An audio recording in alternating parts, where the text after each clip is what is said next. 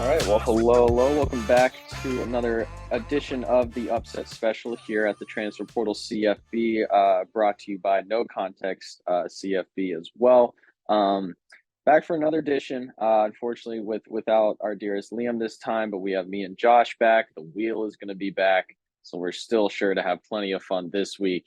It's not, we do not have the greatest track record in the world through roughly the front half of the year, but that's why we have a second half of the year to go forward with. So we'll go ahead and get things kicked right off. Josh, let's start the revival with you. Who you got for us this week? Yeah, revival. Just looking again back at my picks from previous weeks. Last time I was on week 6. I was right to mention Louisville and Notre Dame. And that was it out of my 8 picks that I again threw out. Rip Madonna University. Um, but starting off this week, this one is purely injury based. I've got Navy over Air Force. Navy is plus 10.5. But and I don't know why the number's still up there because it was announced yesterday, and we're recording this Wednesday. It was announced yesterday, Tuesday, maybe even Monday, that Air Force quarterback Zach Larrier is out, and he might be out for a while, which is so unfortunate for our agenda of Air Force becoming the New Year Six representative for the Group of Five. But Colt Brennan Award frontrunner Emmanuel Michel and also John Lee Elridge III, they could be easily carrying the Falcons to victory. And senior Jensen Jones will be taking over as starter for now. But it's already a rivalry game. Navy's been up and down this season. But again, no Larrier, who knows with Air Force. This one is in Annapolis. It's not in Arlington like it's been the past few seasons. So I don't know. Something about this tells me that at the very least, if you want to bet this, that I would take Navy plus 10.5. But again, we're just straight up upsets here, and I'm confident enough that I'm going to take the midshipman here for my first upset pick. Fair enough. Yeah, and it seems like Dylan agrees with you, and then I'll go ahead and throw out that was going to be my backup pick. That was my third choice. Just purely because if anybody's going to be the Air Force this year, it's probably going to be one of the other military academies in some crazy upset game for the Commanders in Chief trophy. So I could certainly see it happening. I'm going to go elsewhere. I'm looking UAB getting 6.5 points against Memphis. The Fighting Trent Dilfers, they've struggled throughout the season, that is for sure. But their offense has shown plenty of signs of promise. I think Memphis is a good, not great team. You've seen some uncharacteristically poor decisions from Seth Hennigan this season at quarterback, to be honest, from such an experienced player. I think he'll turn the ball over a couple more times this weekend. A great running back matchup as well between Jermaine Brown Jr. and Blake Watson. But I like UAB at home. It might be a shootout. It's gonna take a lot of points to do it, but this will be the signature win of year one of the Trent Dilfer era. I don't know how long that era will go for. I think the year one to year two progress is gonna really determine how that plays out. But I like the Blazers to get it done this weekend against Memphis. And also this would probably nudge Memphis out of any competition for the American title, which it seems like Tulane's race to lose by now, anyways. So with that being said, the wheel will of course be featured again this week. So we will see what the wheel comes up with, and it is going to go with, who does San Jose State have this week?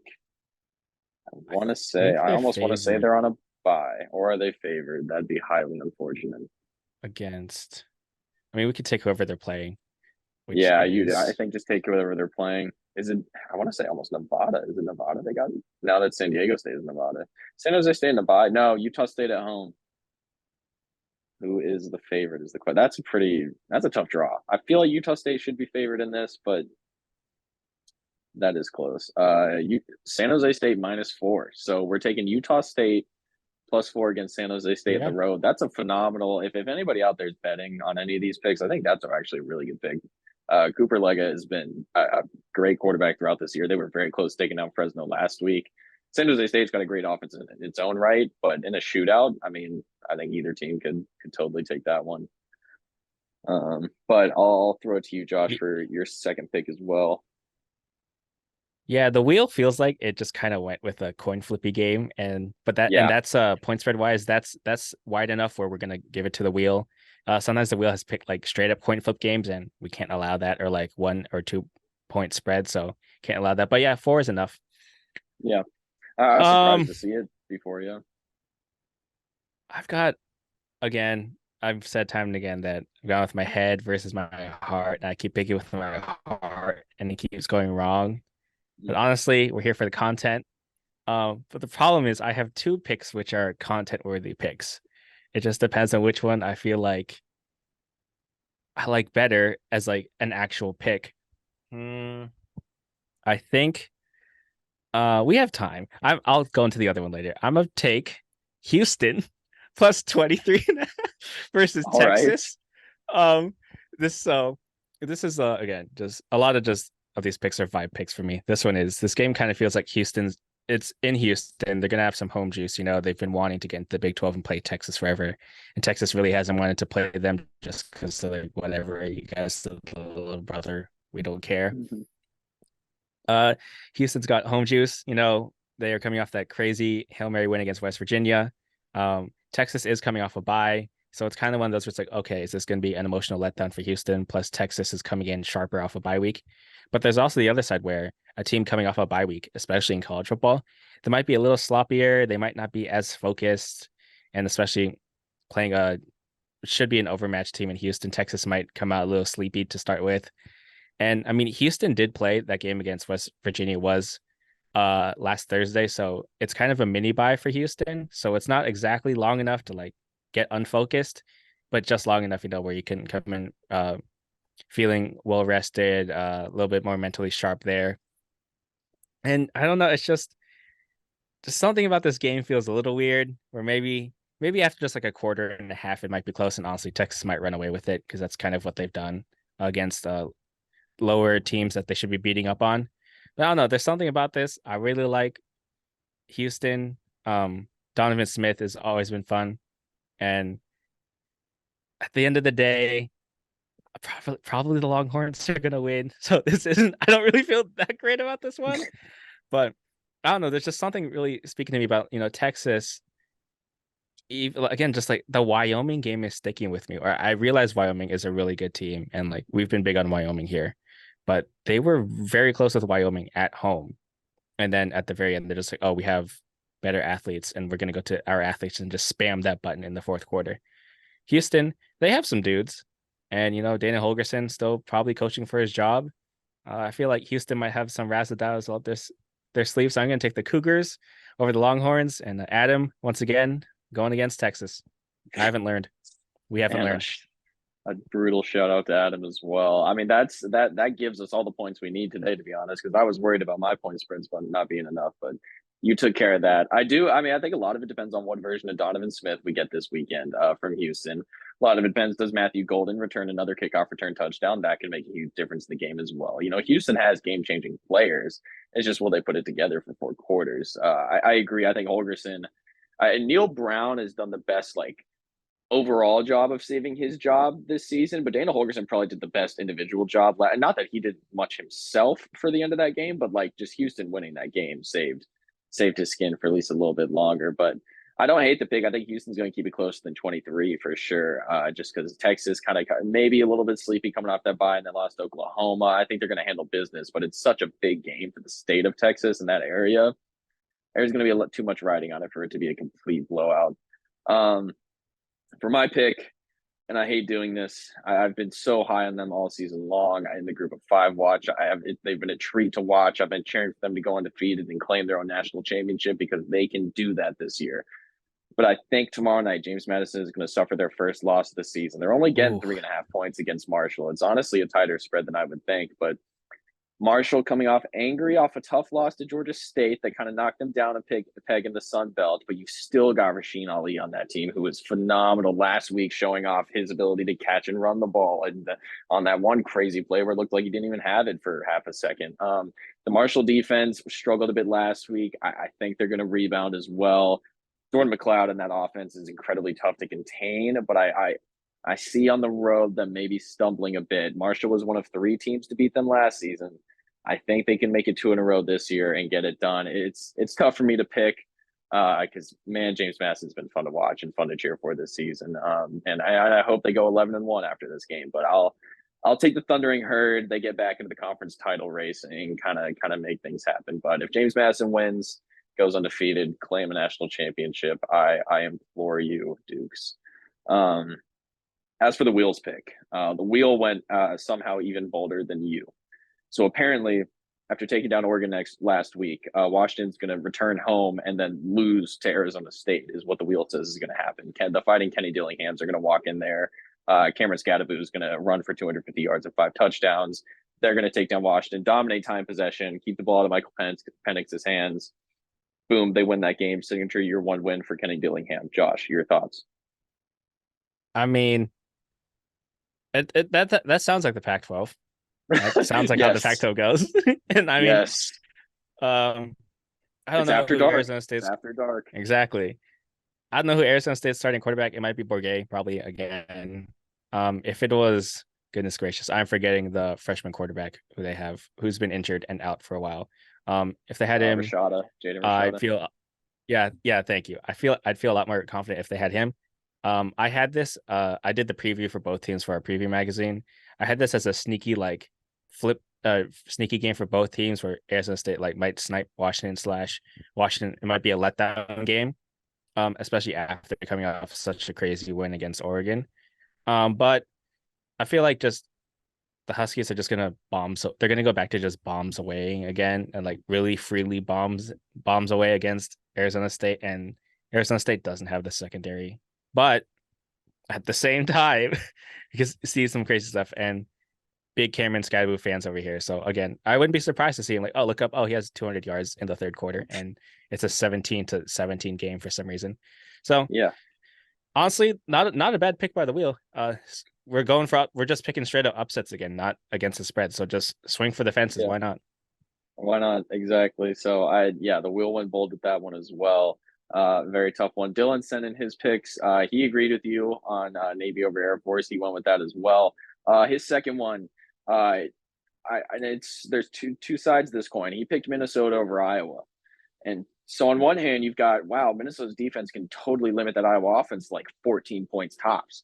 But then you look at it and you're like, how is Minnesota going to score more than 10 points in this game? I think the spread tells you everything you need to know. Iowa's the far better team, but they're favored by 3.5 because Vegas doesn't think they're going to score enough to make it a big margin. Interesting pick. I mean, I again don't see how Minnesota, scores multiple touchdowns. It'd have to be defensively or special teams. But yeah, you think the Gophers have a shot in Iowa City?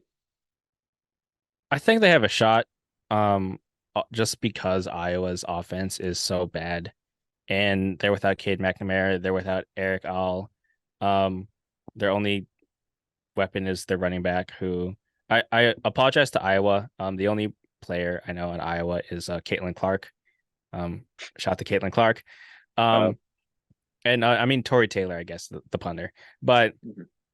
their offense is just so bad, where despite what their all world defense can do, they're gonna be in close games, and it's college football, or just it's football in general. One bad bounce here or there, it's like, oh, there's a loss. But I don't see how Minnesota can do anything. I guess this Minnesota team lost to Northwestern. All you Honestly, that's know. all I have to say. That's all But I need to again, know. just because Iowa tends to play these close games, anything can happen. So I do like this pick just because, like, again, just a straight up upset pick, coin flippy game. This is a real coin flippy game, and picking Minnesota is honestly not that bad of a pick. And I think the biggest part that we haven't mentioned about this is the battle for the Floyd of Rosedale, which I was actually looking at the history of that trophy earlier this week. So it was apparently because Minnesota and Iowa back in the 30s had a little bit of beef. Minnesota was a really strong team. Iowa was as well, but Minnesota was they were winning some national championships back then. One year, Minnesota had one of the first black running backs in the Big Ten, and Iowa was reportedly really the year before this story takes place was really targeting him, going all in, like some sketchy stuff going on for sure. The next year, Minnesota's governor very upset, says some public things. Iowa fires back with some things, and so it gets a little heated. So, in an effort to kind of dampen it down, I believe it was first. I forget now which one who did it first, but one of the governors offered a Minnesota prize pig for an Iowa prize pig on the line for this matchup. Whoever wins gets the prize pig. Minnesota won. They got a prize pig from I forget the city now as well, but in Iowa, one that had already won ribbons before. They win the pig. The Florida Rosedale goes to Minnesota. It has been exchanged back and forth off mostly ever since. It also weighs, I believe, over 98 pounds. So when you're looking at the players carrying that on the field, look at who's carrying it. You won't see a kicker or a punter or a quarterback more than likely carrying that trophy. Big Ten trophy games, a lot of fun always. Minnesota, Iowa might not be fun, but also might be fun for just some interesting reasons. So just to recap before we leave off, first we got the wheel with Utah State over San Jose State and Arizona State over Washington. Dylan taking Navy over Air Force, Minnesota over Iowa. Myself, I have James Madison over Marshall and UAB over Memphis. And then Josh, you had Navy or Air Force as well. And then the Houston Cougars over the Texas Longhorns. That a wide range. Oh, the horns down too, man. A lot of wide range for this week's pick. So it should be a fun weekend. Another one, but it was good to be back for another episode of the Upset Special. Please be sure to like, subscribe, and all those good things, and keep up with the weekly episodes. And yes, Josh. Yeah, I'll just run through my, my Oh yes, your extra million picks. backup picks. Yeah, Yes, yeah. I forget. So no worries. It's honestly probably shouldn't, because again, This is I haven't important. hit on It's any important. of these. But Mississippi State's +6 versus Arkansas. Raheem Sanders is still out for the Razorbacks. Nothing that Arkansas has done has convinced me that they should be almost a touchdown favorite versus anybody. Granted, Mississippi State hasn't been that good either, so I kind of get it, but I feel this game should be a lot closer. And this is another one, just like it's purely injury based. Raheem's KJ Jefferson's still really good, but just the offense that they've drawn up for him this year just hasn't fit his skill set, and it just made Arkansas kind of sad to watch. It's really sad. Love what Sam Pittman has done, but honestly, I feel like this might be it, because I heard there's something like if they finish under 500, his buyout drops significantly. So in SEC play, I think in SEC play. So, and they're definitely up below 500 in SEC play. So that might be something to watch. Auburn +6.5 versus Ole Miss. Auburn took Georgia down to the wire, so you're telling me they can't do the same with Ole Miss. Ole Miss coming off of a bye, same thing I kind of said with Texas. Coming off a bye, are you going to be sharper or sloppier? I feel like it's Ole Miss. They're probably going to be a little sloppier. Nothing that Ole Miss has done ever has convinced me that they're going to come in real sharp. Let's see, Utah +6.5 at USC. If this was in Utah, I would have taken this immediately, but it's not. It's in USC. USC is looking weird. Offense again just finally ran to a really tough defense in Notre Dame. They have to do it again against Utah. Utah has a new offensive weapon in Sione Vaki, ran for 158 yards and 2 touchdowns last week. Why is that weird? Because he's a safety, not a converted safety. No, he is a safety. He was playing safety for them last week also. They're just like, hey, you want to carry the rock too? And he's like, yeah, and took it and just ripped off big runs for them. That's another weapon they have now in offense. BYU +4.5 versus Texas Tech.